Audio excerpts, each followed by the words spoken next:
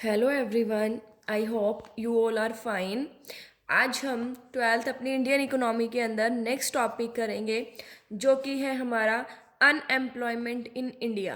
कि इंडिया के अंदर जो बेरोजगारी है, ठीक है, वो हम स्टडी करेंगे आज। देखिए, जो अनएम्प्लॉयमेंट है इंडिया के अंदर वो टू टाइप्स की है। रूरल अनएम्प्लॉयमेंट और अर्बन अनएम्प्लॉयमेंट। रूरल मतलब जो गांवों में बेरोजगारी है, और अर्बन मतलब जो शहरों में बेरोजगारी है।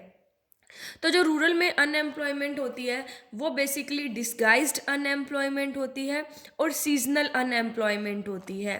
और अर्बन में जो अनएम्प्लॉयमेंट होती है वो बेसिकली इंडस्ट्रियल अनएम्प्लॉयमेंट होती है और एजुकेटेड अनएम्प्लॉयमेंट होती है।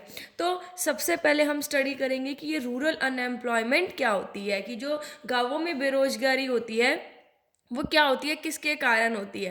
तो इसको टू पॉइंट ऑफ व्यू से बताया गया है, एक तो डिस्गाइज्ड अनएम्प्लॉयमेंट के कारण और एक सीजनल अनएम्प्लॉयमेंट के कारण। तो सबसे पहले हम स्टडी करेंगे कि डिस्गाइज्ड अनएम्प्लॉयमेंट क्या होती है। देखिए, डिस्गाइज्ड मतलब हिडन, हिडन बेरोजगारी, मतलब जिसे हम छुपी हुई बेरोजगारी भी कहते हैं। ये वो सिचुएशन होती है जिसमें जितने वर्कर्स काम के लिए ज़रूरी हैं उससे ज़्यादा जो है वो काम को कंप्लीट करने में लगे हुए हैं। मान लीजिए कि हमारे पास 2 हेक्टेयर लैंड है और उसके लिए हमें 5 वर्कर्स की ज़रूरत है, लेकिन 8 वर्कर्स उसके ऊपर लगे हुए हैं। जो 3 वर्कर्स एक्स्ट्रा लगे हुए हैं वो क्या है, डिस्गाइज्ड अनएम्प्लॉयमेंट है। अगर हम उन 3 वर्कर्स को हटा देंगे तो टोटल प्रोडक्शन के ऊपर कोई भी फर्क नहीं पड़ता है। तो ये होती है डिस्गाइज्ड अनएम्प्लॉयमेंट, छुपी हुई बेरोजगारी। मतलब जितने लोग उस काम को कंप्लीट करने में लगे हुए हैं, ठीक है, और जितनी हमें ज़रूरत है, मतलब जितने लोग काम में लगे हुए हैं वो ज़्यादा है और ज़रूरत हमें कम की है, तो उसे क्या कहते हैं, डिस्गाइज्ड अनएम्प्लॉयमेंट। अब इसके कॉजेज क्या है डिस्गाइज्ड अनएम्प्लॉयमेंट के। सबसे पहला कारण है जॉइंट फैमिली सिस्टम। अब जॉइंट फैमिली सिस्टम होता है, सभी लोग मिलकर रहते हैं, सभी लोग मिलकर काम करते हैं। ये तो नहीं कि अगर फैमिली के अंदर मतलब 7 मेंबर्स है, ठीक है, काम करने के लिए 5 मेंबर्स की ज़रूरत है, लेकिन फैमिली के अंदर 7 मेंबर्स है तो 2 मेंबर्स को हटा देंगे, सारे मिलकर ही काम करेंगे ना, ठीक है। तो इसकी वजह से भी डिस्गाइज्ड अनएम्प्लॉयमेंट होती है। फिर पर पर्सन होल्डिंग साइज जो है वो भी कम होता जा रहा है। मतलब पर पर्सन जो है, मान लीजिए कि 2 हेक्टेयर लैंड है और 4 पर्सन है उसके लिए, तो कितना आया हिस्सा, 0.5, मतलब आधा तक 0.5 हिस्सा आया उनके पास, ठीक है, आधा आधा आया। तो जो पर पर्सन होल्डिंग साइज है वो भी क्या हो रहा है, कम हो रहा है। और एग्रीकल्चर के बाहर जॉब अपॉर्चुनिटीज़ की कमी है, इसलिए वो क्या सोचते हैं कि चलो हम एग्रीकल्चर में ही अपना काम कर ले। तो डिस्गाइज जो अनएम्प्लॉयमेंट है वो इन 3 कारण की वजह से अराइज होती है। जॉइंट फैमिली सिस्टम के कारण, और पर पर्सन जो होल्डिंग साइज है वो भी कम होता जा रहा है, और एग्रीकल्चर के बाहर जॉब अपॉर्चुनिटीज़ की कमी है। फिर आता है सीजनल अनएम्प्लॉयमेंट। सीजनल अनएम्प्लॉयमेंट क्या होता है, मतलब जब सीजन हुआ तो काम मिल गया और सीजन नहीं हुआ तो बेरोजगार हो गए। मतलब ये वो अनएम्प्लॉयमेंट होती है जिसमें साल के कुछ महीने कह सकते हैं हम, या कुछ पार्ट्स तो क्या मिलता है, लोगों को काम मिलता है, बाकी ये कुछ महीने वो क्या रहते हैं, बेरोजगार रहते हैं। मतलब जब सीजन हुआ तो उनको काम मिल गया, ठीक है, उन्होंने काम कर लिया, बट सीजन नहीं हुआ तो वो क्या रहते हैं, फिर बेरोजगार रहते हैं, ठीक है। अब मान लीजिए एग्रीकल्चर की अगर हम बात करें, ठीक है, तो सबसे ज़्यादा इसमें देखी जाती है सीजनल अनएम्प्लॉयमेंट। अब भाई मैंने क्या किया, व्हीट उगाए, जब व्हीट उगाए, ठीक है, अब वो जब तक कट के बिक नहीं जाते, ठीक है, तब तक तो मैं क्या, मेरे पास क्या रोजगार है, ठीक है। अब वो बिक गए तो ये तो नहीं है कि उसके जस्ट बाद ही मैं व्हीट दोबारा से उगा दूंगी, नहीं ना, उनका सीजन होता है, सीजन में ही उगाए जाते हैं। तो जब सीजन आया तो उनको रोजगार मिल गया, बट जब सीजन गया उसके बाद वो क्या हो गए, बेरोजगार हो जाते हैं, ठीक है। अब मान लीजिए एक फार्मर जो है वो एक ही क्रॉप उगाता है, एक ही क्रॉप का प्रोडक्शन करता है, तो जब वो व्हीट का मान लीजिए प्रोडक्शन करता है, तो जब व्हीट का टाइम आता है तब तक तो वो रोजगार रहता है। उसके बाद मान लीजिए वो कुछ प्रोडक्शन नहीं करता, ठीक है, कुछ चीज़ उगाता ही नहीं है, तो उसके बाद वो क्या हो गया, बेरोजगार। ये जनरली देखा भी गया है कि एक फार्मर जो है वो सिर्फ एक साल में एक ही क्रॉप उगाता है, तो वो जनरली 5 to 7 months बेरोजगार रहता है। तो ये होती है हमारी सीजनल अनएम्प्लॉयमेंट, कि जब सीजन हुआ तो काम मिल गया और सीजन के जाते ही वो क्या हो जाते हैं, बेरोजगार हो जाते हैं।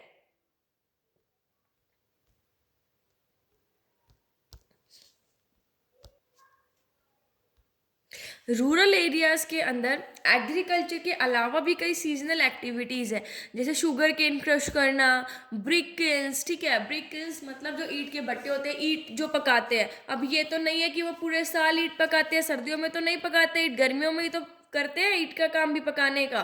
ठीक है, जो भट्टों में पकाते हैं ईंट। तो ये क्या है, सीजनल अनएम्प्लॉयमेंट है, कि जब सीजन हुआ तो उन्होंने काम किया और सीजन के जाते ही काम क्या हो गया, उनके पास काम नहीं होता, वो बेरोजगार हो जाते हैं। नेक्स्ट है बेटा अर्बन अनएम्प्लॉयमेंट। अभी हमने पढ़ा रूरल अनएम्प्लॉयमेंट। अब देखिए अर्बन, शहरों में जो काम के लिए जाते हैं। अब शहरों में मेन फोकस किसके ऊपर होता है, इंडस्ट्रीज के ऊपर। ठीक है, इंडस्ट्रीज जो है वो सोर्स है, इंडस्ट्रीज हो गई, ट्रांसपोर्टेशन होगी, माइनिंग, ये सारी चीजें हैं, लेकिन बट इंडस्ट्रीज पर फोकस रहता है। लेकिन अब हम पढ़ेंगे कि वहां पर भी क्या है, बेरोजगारी है। ठीक है, वहां पर भी लोगों को काम नहीं मिल रहा है। तो अर्बन अनएम्प्लॉयमेंट को हम दो पॉइंट ऑफ व्यू से स्टडी करते हैं, एक तो इंडस्ट्रियल अनएम्प्लॉयमेंट और एक एजुकेटेड अनएम्प्लॉयमेंट। अब इंडस्ट्रियल अनएम्प्लॉयमेंट क्या होता है, it include those illiterate persons who are willing to work in industries, mining, transport, trade and construction activities. इसके अंदर उन इलिटरेट पर्सन्स को इंक्लूड किया जाता है, जो पढ़े लिखे लोग नहीं है, जो अनपढ़ लोग हैं, जो इन इंडस्ट्रीज में, माइनिंग में, ट्रांसपोर्ट में, ट्रेड में और कंस्ट्रक्शन एक्टिविटीज में काम करना चाहते हैं। ठीक है, काम है नहीं उनके पास, लेकिन वो काम करना चाहते हैं। वो क्या है, इंडस्ट्रियल अनएम्प्लॉयमेंट होती है। अब इसके कॉजेज क्या हैं इंडस्ट्रियल अनएम्प्लॉयमेंट के, एक तो है rapid rise in population over time, कि जो पॉपुलेशन है वो कंटिन्यू टाइम टू टाइम क्या हो रही है, बढ़ती जा रही है, जिसके कारण रोजगार की अपॉर्चुनिटीज क्रिएट नहीं हो पाती। अब इंडस्ट्रीज का कॉन्सेंट्रेशन जो है वो किस पर रहता है, अर्बन एरियाज के ऊपर रहता है। अर्बन एरियाज में ये जो इंडस्ट्रीज का कॉन्सेंट्रेशन रहता है। और जो इंडिया की इंडस्ट्रीज है वो ज़्यादा लेबर सेविंग वेस्टर्न टेक्नोलॉजी पर डिपेंड है। लेबर सेविंग वेस्टर्न टेक्नोलॉजी क्या है, मतलब वेस्टर्न टेक्नोलॉजी जहाँ पर मशीन्स का ज़्यादा यूज़ होता है, मतलब वो कैपिटल इंटेंसिव टेक्निक का ज़्यादा यूज़ करना पसंद करते हैं। तो अब लेबर इंटेंसिव नहीं करेंगे वो, तो लोग क्या हो जाएंगे, बेरोजगार होंगे, उनको काम ही नहीं मिलेगा। ठीक है, तो इसलिए ये इसके कारण है, किसके, इंडस्ट्रियल अनएम्प्लॉयमेंट के।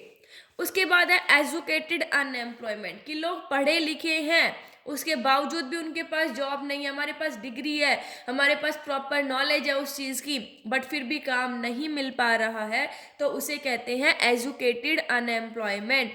ये वो सिचुएशन होती है जहाँ पर एक पर्सन एजुकेटेड होता है लेकिन अपने लिए सुटेबल और एफिशिएंट जॉब फाइंड आउट ही नहीं कर पाता। ठीक है, ये प्रॉब्लम कंट्री के हर पार्ट में फैल रही है, जो कि क्या है, सोशल पीस और हार्मनी के लिए एक स्पेशल थ्रेट है, कि लोग पढ़े लिखे हैं, एजुकेटेड है, बट उनके पास काम नहीं है, वो बेरोजगार है। अब इसके कॉजेज क्या है, कि जो एजुकेशनल इंस्टीट्यूट्स हैं वो तो बढ़ रहे हैं, वो बढ़ रही है, तो लोग एजुकेशन भी ले रहे हैं, लोगों के पास एजुकेशन भी बढ़ रही है। लेकिन जो इंडिया का एजुकेशन सिस्टम है वो जॉब ओरिएंटेड नहीं है, मतलब हमारे पास डिग्रीज हैं, ठीक है, लेकिन हमारे पास ऐसा नहीं सिखाया जाता कि हमें उससे जॉब मिलेगी ही मिलेगी, तो जॉब ओरिएंटेड नहीं होता एजुकेशन सिस्टम इंडिया का।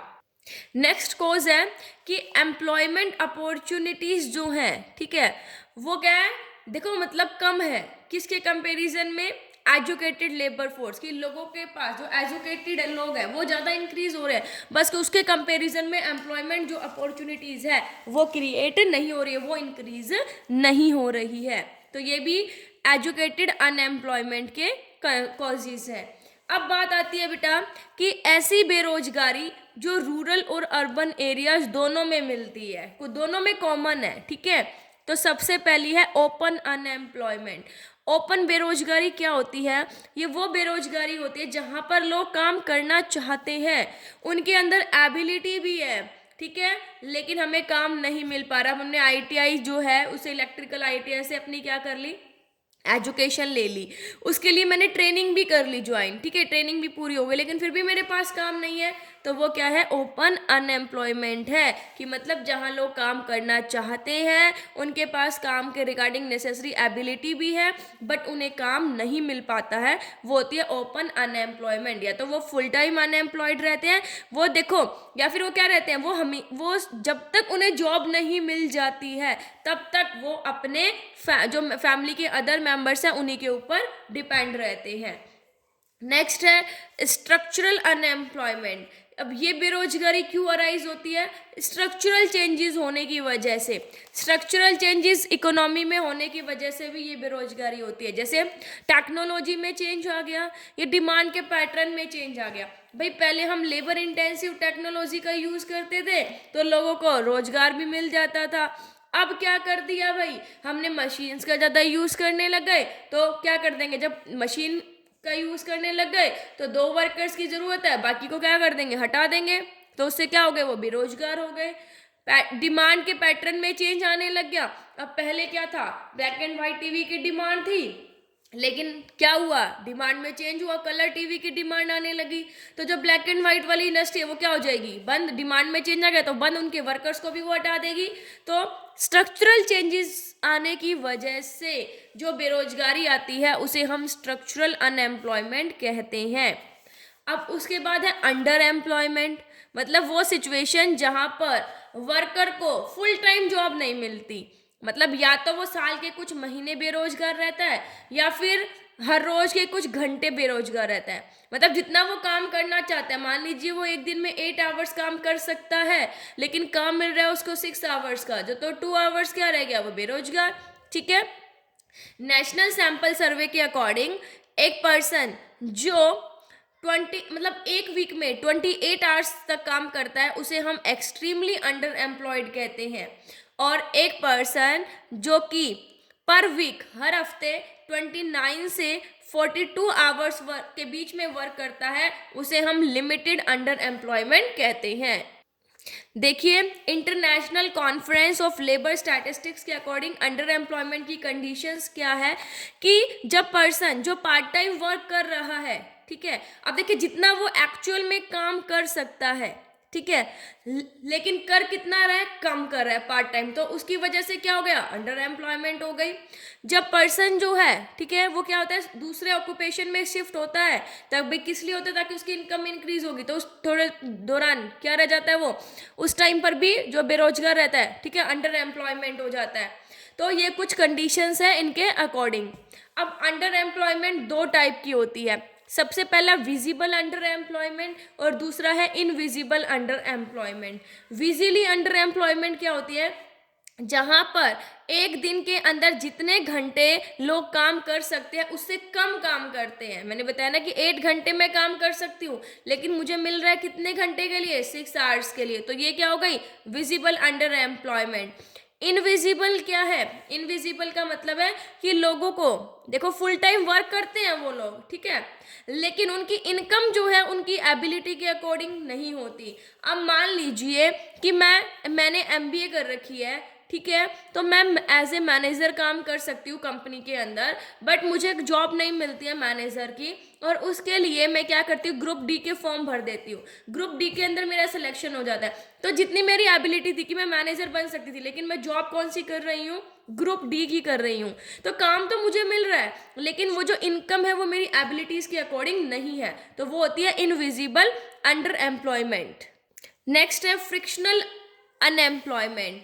ये वो अनएम्प्लॉयमेंट होती है जो कि मतलब जो लेबर है वो मूव करते हैं ना डिफरेंट डिफरेंट ऑक्यूपेशंस में, उसकी वजह से होते हैं। मतलब जो लोग जो है वो अपनी जॉब को चेंज करते हैं, ठीक है, तो चेंज करने जब वो चेंज करते हैं तो उस टाइम पर वो बेरोजगार रहते हैं, तो उसे कहते हैं फ्रिक्शनल अनएम्प्लॉयमेंट। जैसे जो वर्कर्स हैं एक जॉब से दूसरी जॉब में जाते हैं, तो जब चेंज करते हैं तो कुछ टाइम तक वो क्या रहते हैं, अनएम्प्लॉयड रहते हैं, जब तक कि उनको अच्छी जॉब नहीं मिल जाती, नहीं तो वो क्या होती है, फ्रिक्शनल अनएम्प्लॉयमेंट। ये नेचुरल अनएम्प्लॉयमेंट का पार्ट है, और ये जब भी प्रेजेंट होगी, जब इकोनॉमी अगर फुल एम्प्लॉयमेंट भी मिल जाती है सबको, तो भी ये सिचुएशन तो होती है, क्योंकि हर कोई क्या सोचता है कि हाँ मुझे इससे अच्छी जॉब मिल जाए, ठीक है, तो ये होती है फ्रिक्शनल अनएम्प्लॉयमेंट।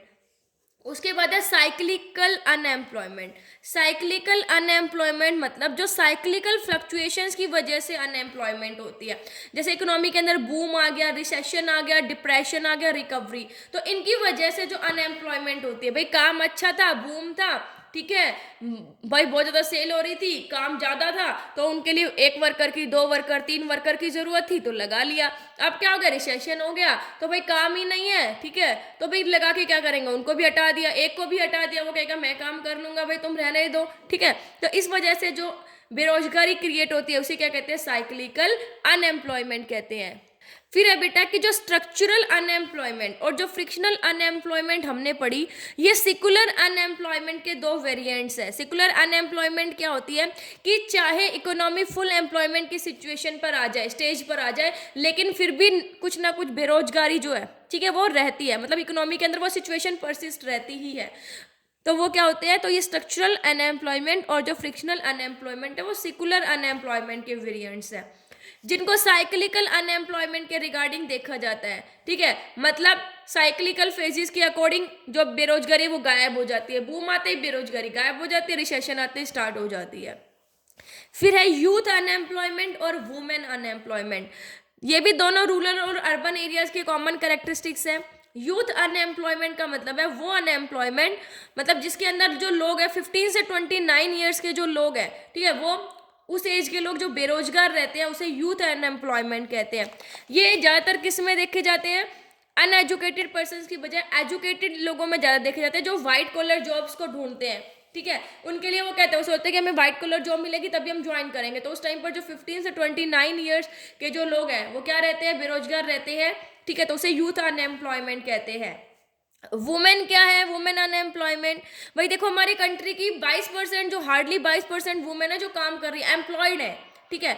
बाकी क्या कर रही हैं, जो 78% है वो अपने डोमेस्टिक कॉर्स में ही बिजी है, ठीक है, अपने डोमेस्टिक जो अपने घरेलू काम ही करती रहती हैं। कहते हैं कि कुछ सोशल और इकोनॉमिक फैक्टर्स ऐसे हैं जो अनएम्प्लॉयमेंट क्रिएट करते हैं वुमेन के बीच में। सोशल कंजर्वेटिव, क्योंकि जो वुमेन है, ठीक है, वो घरों से बाहर जाना पसंद नहीं करती, माइग्रेशन पसंद नहीं गए, ठीक है, वो क्या करते हैं बेटा कि मान लीजिए कोई फैमिली है, फैमिली अलाउड नहीं करती है उनको घर से बाहर जॉब करना, तो उस वजह से भी वुमेन अनएम्प्लॉयमेंट अराइज होती है, ठीक है। सो आई होप आपको ये टॉपिक समझ आ गया होगा। Thank you, stay safe, stay home.